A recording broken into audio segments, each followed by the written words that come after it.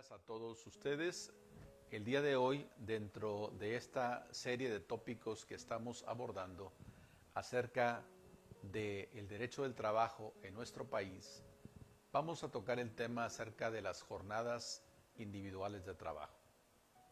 El punto número uno que tendríamos que precisar es qué se entiende por jornada individual de trabajo en México. La jornada individual de trabajo en México es el tiempo en el cual un trabajador está a disposición del patrón para desarrollar el trabajo para el cual fue contratado. Y aquí tendríamos que reflexionar por qué es importante el contrato individual de trabajo.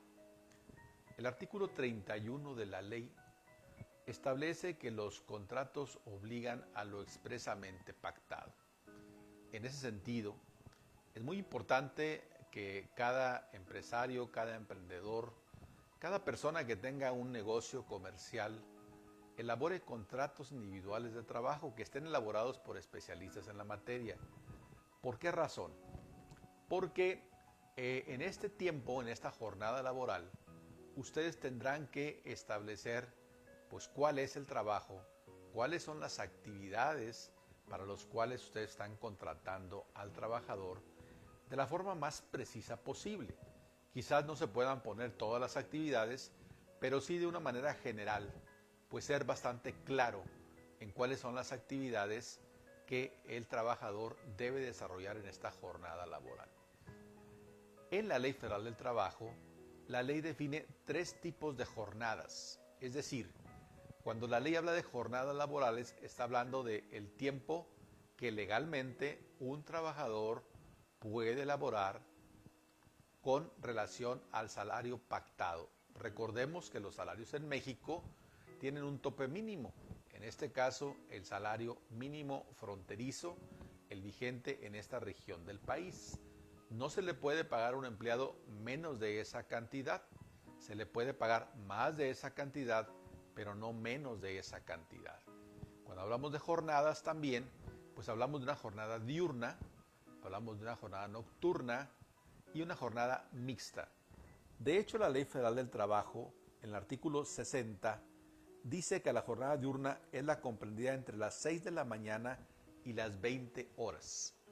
Es decir, si tú trabajador, si usted trabajador o si usted empresario tiene trabajadores a su servicio, y el trabajador labora entre las 6 de la mañana y las 20 horas, entonces la jornada será diurna. El tiempo máximo que un empleado debe trabajar en esta jornada son 8 horas por día. Debe trabajar 6 días a la semana, pues entonces son 8 horas diarias por 6 días a la semana, serían 48 horas laborables a la semana por el salario que se ha pactado. Y debe tener un día de descanso obligatorio siempre. La ley dice que debe ser preferentemente el domingo, no necesariamente el domingo. Hablando de la jornada diurna, tendríamos que aclarar que muchas empresas, y así lo establece la ley en el artículo 59, pueden pactar para que el trabajador descanse también los días sábados. Es decir, adicionalmente al domingo, descanse también el día sábado. Si esto sucede así, puede hacerse una redistribución de la jornada laboral, de tal suerte que las 8 horas del día sábado se redistribuyan entre 5 días. Muchas empresas maquiladoras en la ciudad laboran 9 horas 36 minutos. Y eso no quiere decir que están trabajando tiempo extraordinario. Lo que están haciendo es hacer una división del horario del sábado e incluirlo dentro de los días laborables en la semana.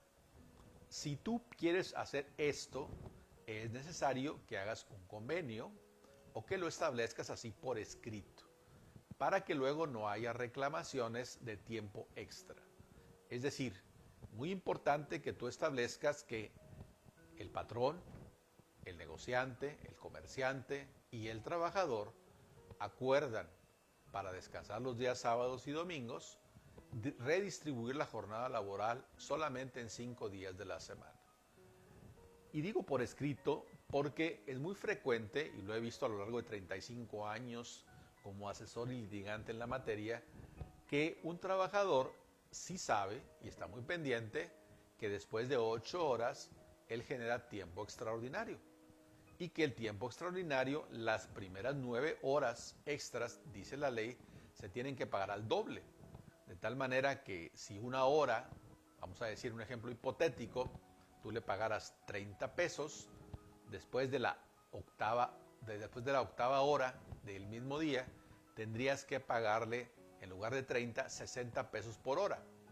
En ese sentido, es muy importante aclarar con el empleado que él tiene que trabajar 48 horas, pero que para que no trabaje el sábado, pues están cambiando y ampliando de esta manera, lo cual no implica trabajar tiempo extraordinario. En la práctica he encontrado muchas ocasiones que en una práctica, yo diría, mañosa, un poco mañosa, y hay trabajadores que faltan un día a la semana y luego van a trabajar otro día y ese día les dan tiempo extraordinario. Y entonces dicen, bueno, quiero que me paguen las horas extras del día jueves. No vine el miércoles y entonces si el miércoles no va, pues le dejas de pagar 8 horas. Pero si el jueves va y trabaja 8 horas y luego aparentemente trabaja tiempo extra porque trabajó 2 o 3 horas extras más, resulta que a veces se compensa la falta con las tiempos extraordinarios. Mi opinión personal es que se debe establecer en los contratos individuales de trabajo el pago por jornada. Te voy a pagar por jornada de 48 horas en jornada diurna. Y solo será tiempo extraordinario cuando tú excedas las 48 horas. Porque de no ser así, podríamos encontrar que hay empleados que faltan un día a la semana, le descuentas el día, pero ese dinero lo compensan, porque acuérdense que las horas van a valer doble después de las 48, y si no tenemos cuidado, nos van a alegar que aunque faltaron el miércoles, el jueves trabajaron tiempo extra, porque ellos están considerando una jornada diaria, no una jornada semanal. Entonces es oportuno aclarar que la jornada es semanal, 8 horas diarias, 48 horas a la semana. Pero ¿qué pasa con la jornada nocturna? El artículo 60 dice también que la jornada nocturna es la que empieza a las 20 horas y termina a las 6 horas de la mañana. En este caso, la jornada, lo máximo que puede elaborar el empleado sin pagarle tiempo extra, son 7 horas. Esto es muy importante. He visto muchos casos en los cuales los comerciantes, los empresarios me dicen, es que pacté con el velador que por las 12 horas o por las 14 horas yo le iba a pagar tanta cantidad de dinero. Y no lo dudo que así lo hagan, pero es incorrecto. Tú debes desglosar, si va a trabajar ese tiempo, debes cuadrar los números para que en el desglose del pago vaya el salario y luego desglosado el pago de las horas extraordinarias. Porque si no lo desglosas, se entiende que el salario que tú pactaste, aunque verbalmente lo hayas hecho por todo el tiempo, es solamente por 7 horas.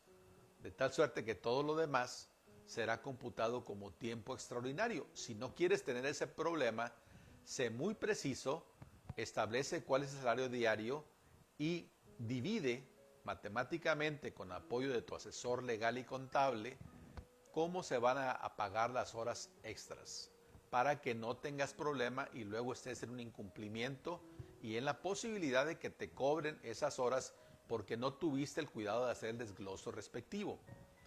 En medio de estas jornadas, de la diurna de 48, de la nocturna de 42 horas máximas a la semana, tenemos también la jornada mixta. ¿Cuándo la jornada es mixta? Pues el artículo 60 nos aclara esa duda y dice, es aquella que comprende periodos de la jornada diurna y nocturna. Lo que hace que sea mixta es, dice, siempre que el periodo nocturno sea menor de 3 horas y media. Sea menor de 3 horas y media. Entonces, si la jornada nocturna empieza a las 20 horas a las 8 de la noche, ¿sí? Si la jornada excede después de las 8 de la noche, si termina, vamos a decir, a las 11:29 de la noche, pues entonces estaríamos hablando que estuve las 9, las 10, las 11:29, serían 3 horas 29 minutos. Pero si te pasas, si excede 3 horas y media y le pones 3 horas 35 minutos, pues entonces ya no sería en un momento determinado mixta, sería nocturna. Entonces tienes que tener mucho cuidado que dentro del tiempo de la jornada nocturna no se excedan las 3 horas y media. En este caso, el tiempo máximo de la jornada será de 45 horas a la semana. Esto es importante que lo consideres para que no tengas luego un problema de una reclamación respecto al pago del tiempo extraordinario. En el mismo capítulo de la ley se habla acerca de la jornada continua. Yo le recomiendo a todos mis clientes y a todos los empresarios, emprendedores, que cuando establezcan una jornada laboral, lo más conveniente es hacer una jornada discontinua, es decir, una jornada quebrada. ¿A qué le llamo quebrada? Pues una jornada que se interrumpe por lo menos una hora. Es decir, que el trabajador trabaja, por ejemplo, 4 horas, descansa una hora, en la que establecemos en el contrato que el empleado puede salir del centro de trabajo y puede usar este tiempo libremente a su disposición o permanecer adentro si lo quiere en el área del comedor o en el área que se tenga en la empresa para tomar alimentos. Pero en ese tiempo él no está a disposición del patrón y así se establece expresamente en el contrato. Y después reanudar otras 4 horas. Cuando suspendemos una hora por lo menos, tenemos nuestro reloj checador que marca la salida y marca el regreso del trabajador. Es importante, muy importante, y lo he visto a lo largo de 35 años como abogado, asesor y litigante, que tú seas muy claro en tu contrato, para que no quede la menor duda de cuál jornada es la que estás pagando.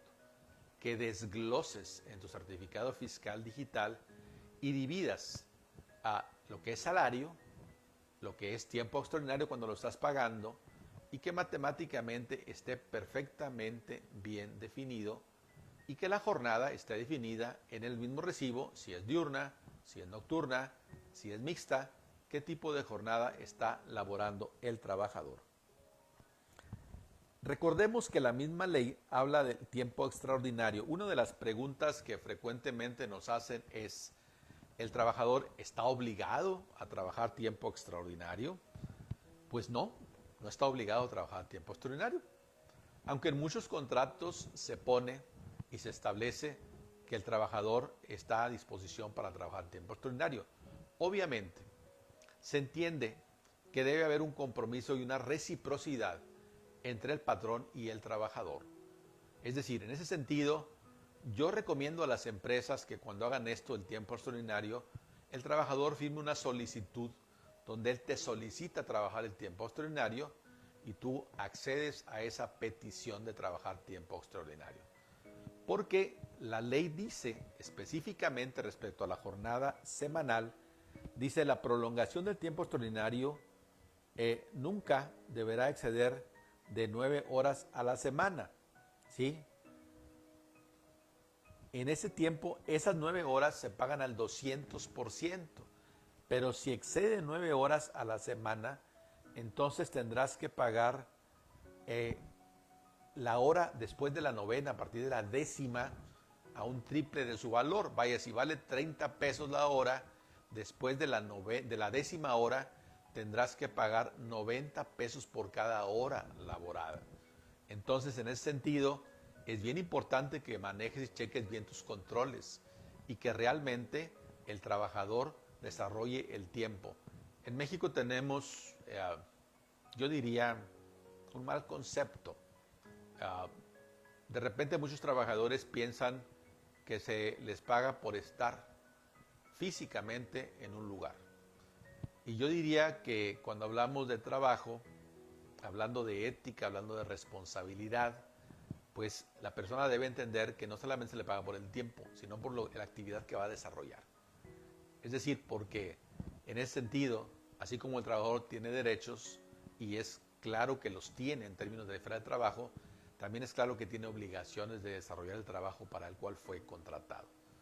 Por esta razón es muy importante que lleves un control estricto muy estricto, muy preciso del tiempo que se está laborando, para que no vayas a caer un incumplimiento y no puedas ser sujeto no solamente del pago del tiempo extraordinario, sino también de una posible sanción si te visita un inspector federal del trabajo, porque él va a revisar tus recibos de salario, va a revisar tus controles de asistencia y va a revisar si estás pagando o no estás pagando el tiempo extraordinario si es que lo laboras. En los contratos individuales de trabajo nosotros recomendamos que se ponga una cláusula que el trabajador no podrá trabajar tiempo extraordinario a menos que sea autorizado expresamente por su supervisor, por el gerente de recursos humanos, por algún superior dentro de la empresa. Esto nos da cierto marco de protección legal respecto a las demandas que luego enfrentamos de trabajadores que dicen haber laborado tiempo extraordinario, y si tú no tienes controles, si tú no tienes manera de probar el tiempo que laboró, recuerda que el artículo 784 de la ley respecto a cargas probatorias dice que es tu obligación, patrón, probar la jornada de trabajo. De tal manera que si el trabajador dice que trabajaba 10 o 12 horas al día y te está reclamando tiempo extra, es tu obligación probar lo contrario. ¿Cómo lo vas a probar? ¿Qué elementos tienes? No basta tu palabra. Tú eres quien tiene que tener la documentación, los controles de asistencia, las listas de asistencia firmadas, control de huella dactilar o cualquier otro tipo de sistema que te permita a ti valorar esto. Muchas empresas acostumbran que al cierre de la jornada se pasa una prenómina al trabajador y ahí se le dice: en la semana trabajaste tiempo, tanto tiempo, y le piden que el trabajador lo firme de tal manera que valide el tiempo que laboró, para luego no tener el problema de que te estén diciendo que trabajó tiempo extraordinario cuando realmente no lo trabajó. Es correcto que si trabaja tiempo extraordinario se lo tienes que pagar, pero es incorrecto que si no trabaja tiempo extraordinario, pues te reclamen luego eso. Pero aquí vuelvo a insistir, me ha pasado muchas ocasiones en que los patrones piensan que el derecho del trabajo es igual que otras ramas del derecho. Y me dicen frecuentemente: abogado, si él dice que trabajó tiempo extra, que lo pruebe. No, no es obligación de él probar. Es tu obligación, patrón. Es tu obligación, negociante. Es tu obligación, comerciante. Y la ley no distingue entre grandes, pequeñas y medianas empresas. La ley dice: todo patrón, de que tenga un empleado, 2 empleados, 3 empleados, 5, 10, 1000, 2000, 3000, todo patrón tiene obligación de probar. Entonces, en ese sentido, ten mucho cuidado, pide asesoría, checa bien tus contratos y recuerda que en Terán, Peña y Esparza Abogados, en Corporativo Empresarial de Consultoría Integral Laboral, somos una opción más en la ciudad de Nuevo Laredo y en el norte de México para ayudarte a resolver tus dudas. Esperamos que sigas desarrollando tu actividad, que sigas desarrollando en este tiempo de pandemia, que tu negocio poco a poco salga adelante. Mucho gusto en haber compartido contigo estas ideas que esperamos te sirvan y sean de utilidad para ti y tu negocio. Muchas gracias.